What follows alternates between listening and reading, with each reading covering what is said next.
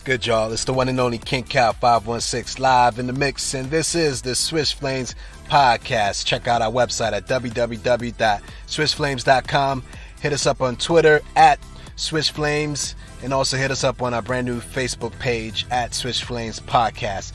So let's get right to this, y'all. It is crazy. Team USA loses today against Team France in men's basketball today in the opener in the Olympics.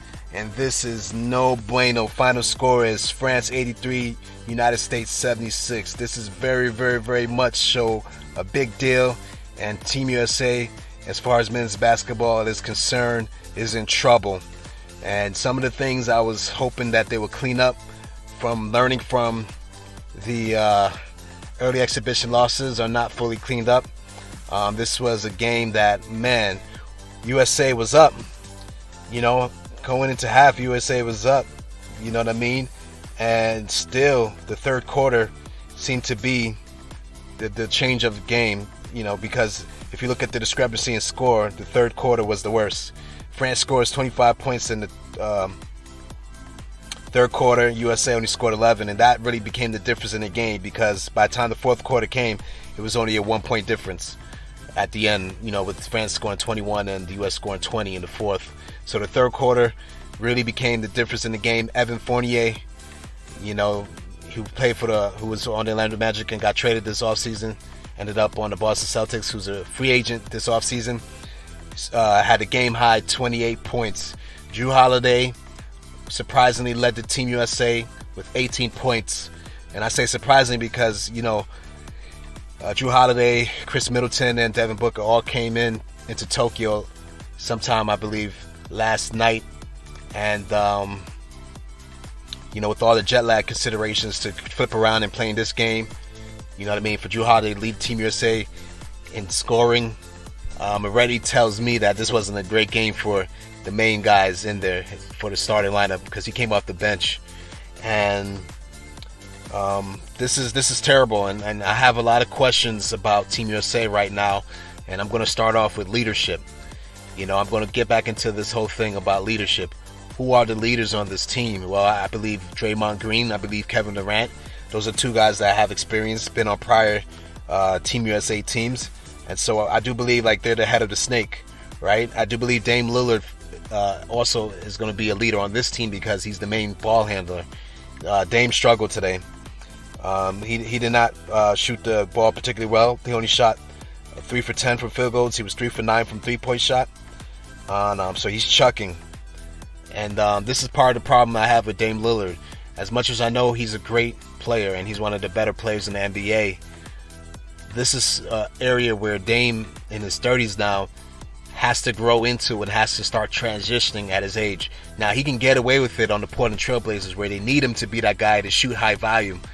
But this is where I want Dame to use Teams USA to start getting better in this area, and that's just purely making your teammates better. You see, what happens is, a lot of times when I'm watching Dame, if Portland is down and things of that nature, I'm not saying he doesn't get people involved, he does. But I believe there's another level he can get to that he's not currently at, because his main out to get his team back in it is to chuck up shots. And sometimes the shot selection is not great. You know what I mean? And the problem is, when you can shoot from range like he can, sometimes you're going to rely on that too much, and sometimes that's what happens. Rely on these far three-pointers that are not the best high-quality shot at certain times. And so I would like to see Dame get a little better with this, and Team USA is the best opportunity for him because he doesn't have to be the main guy. And here's the thing, we got a lot of in American basketball right now, we are grooming a lot more combo guards that handle the ball and play point guard than grooming pure point guards. Actually, the pure point guard is basically a dying breed, in my opinion, in the NBA, because if you look at most point guards, most starting point guards are basically combo guards playing point guard, meaning that they're guys that shoot high volume. They're guys that can handle the ball, they shoot high volume. You know what I mean? A lot of them are more look for my shot first versus let me get my teammates involved and let me get them going first and worry about my shot later. So the evolution of the NBA has created a lot of elite guards that are more combo guards that are doing most of the ball handling. And Dame Lillard is the prototypical guard like that. Now, once again, this is not a knock on Dame, because once again, I'm a Dame Lillard fan, and I think he's a phenomenal player. But as he's going through an offseason of talking about different things he wants to see the Portland Trailblazers do, as far as personnel, what he has to grow into is trusting his teammates more and understanding how to get the best out of them. And in this case, for Team USA, for him to be the lead ball handler, that's a lot of pressure to put on him. But I believe Dame is capable of doing it, but he really has to insert himself.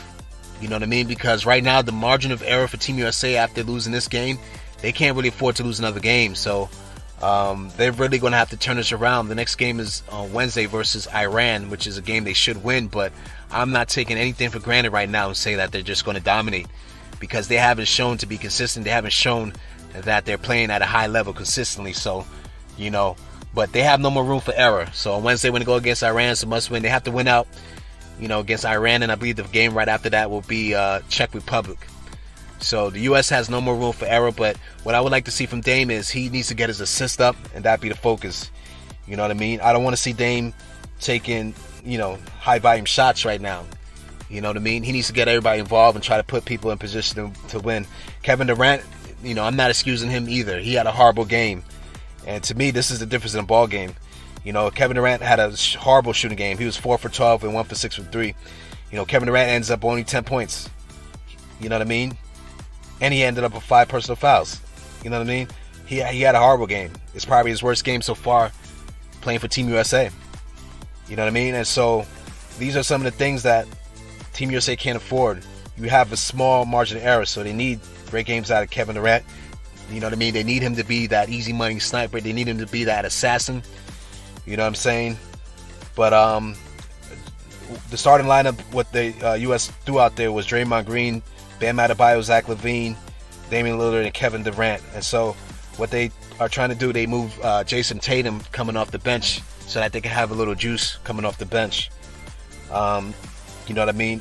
So Jason Tatum scored 9 points. He didn't really shoot the ball too well either. So you look at the guys that are going to shoot the ball a lot. None of them are those guys that the elite isolation scorers, quote unquote. None of them really had a great game. Bam Adebayo played pretty well. He was 5 for 8. You know what I mean? They should have probably got him involved a little more. He ended up with 10 rebounds and 12 points. You know what I'm saying? He played hard. He was pretty good today. He was pretty solid. You know what I mean? I didn't really expect too much from Devin Booker and Chris Middleton and Drew Holiday. Once again, just because of that flight. But much respect to Drew Holiday, who ended up leading Team USA with 18 points. And he had, I believe he had 4 assists. You know what I mean? And so Drew Holiday might end up being a key component for this team. They may have to consider, it's, like I said, there's not a lot of room for error. And some of these guys obviously coming in late. There's not a lot of decisions. There's not a lot of things Pop can do. His hands are a little tied. But at the same time, he might have to consider next game, if these guys don't get going early on, he might have to just trust that Drew Holiday has something in him that's great for this international play. Drew Holiday is a physical guard, and he likes to be physical, and I think he's well suited for this international play. I just find it amazing in this international play that it just seems to be more physical than the NBA now. I remember back when the Dream Team was playing, when Jordan and all those guys, Magic and Bird and all those guys were playing. Back then, the NBA was a lot more physical with the hand checking, and man, if you went to the hole, you would get attacked, and they didn't call these little wishy-washy technical fouls. Dudes were getting punched. It was really physical, and still stuff wasn't even called. And so right now, with all the rule changes, because of the NBA trying to encourage more offense, you know what I mean? We got a finesse game now. We don't got a lot of people that are just extra physical. So, Draymond's a physical guy. Bam is a physical player, but sometimes Bam is, he's not consistently physical. You know what I mean? I feel like he picks his spots on being physical. But Drew Holiday's definitely a physical guard. So, I think he's probably going to have to get more playing time, because I'm just being honest. A lot of the key guys, the best players on his team, are more finesse players. And in a game like this, when it's shooting so bad, you got to get guys who are physical, who are going to draw that contact, who are going to take it hard. But the problem is, when people are used to drawing contact and getting calls, You know what I mean? They rely on that. But in a case where international play, where they're not calling the same calls like they were for some of these guys in the NBA, it's an adjustment. So we'll see how Popovich decides to use Jrue Holiday moving forward. But I think it was a great showing considering what he was up against with jet lag and everything. But yeah, Team USA, they got a lot of issues. And so with that leadership, it's definitely, like we said, that's a problem. This international play, how physical it is, seems to be a problem.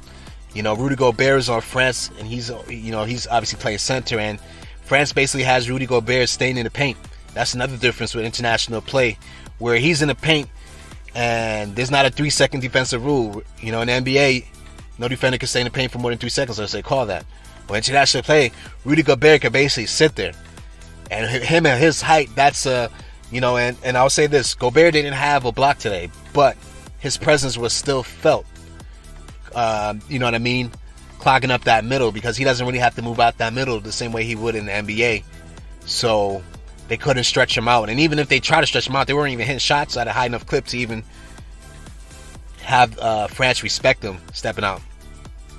So that was a dilemma. Defensively, it just felt like in the second half, France, US couldn't hit any shots, but France defensively clamped down a lot.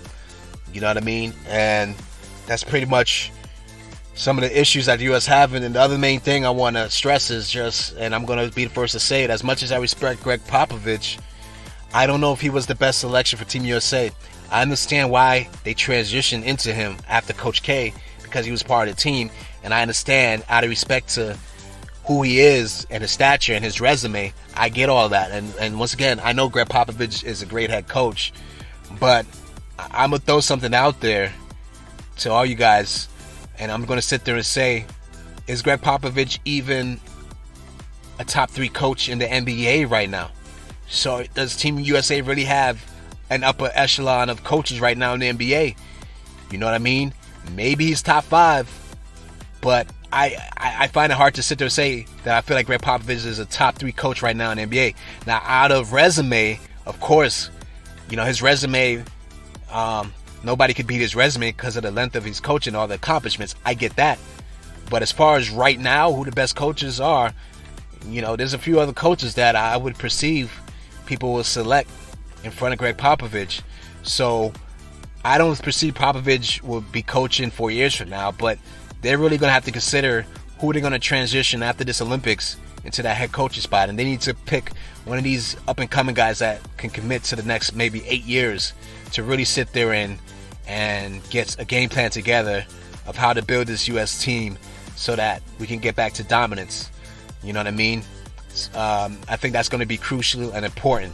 So Greg Popovich has his hand tied, and he's going to have to figure it out, because you have a lot of isolation players who are used to dominate on isolation when they need to move the ball around and take the highest percentage shot. And some of these guys are used to hitting tough shots and don't always take the best shot that the team needs. Some of these guys force the issue, and that's not a habit you could just break out of all the time. You know what I mean? So with the best players on his team being of that nature, it is hard. And so this is going to really be a challenge for Greg Popovich. You know, he's more than capable of doing it. But once again, we'll see if he's up to the task and if he's able to get through and do it. Because let me tell you something, if the U.S. lose to Iran, this is going to be a total embarrassment for men's basketball. Like, we're going to be completely embarrassed, where like heads are going to have to roll after this. They're going to have to look at management and make some huge changes, because basketball, especially men's basketball, is not the sport we're supposed to get ran at the gym. We're supposed to at least be respectable. And so next game is a must win, and it's a big game for Team USA to bounce back. We'll see what adjustments are done. But I'm looking at this team right now, and I'm just saying that I'm not really sure about this team. They're not looking really good. I'm pretty sure that they're going to bounce back, but they're not looking like a team that's guaranteed gold. They're looking at a team, if everything falls into place, they can maybe get gold by the skin of their teeth. But right now, the way they're playing, they are not playing like the team that's going to be favored to win the gold medal. Unless some kind of light switch turns on and then they can do a complete 180 from how they're playing now, it looks like it's going to be a really, really rough road ahead for Team USA. And I'm hoping that I'm totally wrong by this. But let me know what you think. Hit me up in the comments. Hit the like, hit the subscribe, hit the follow, so you can stay on top of when we release different podcast shows. You know what I mean? With that said, it's your boy King Cal 516. If you feel so inclined to donate to this podcast, hit us up on the Cash App, $King Cal 516. Till next time, peace.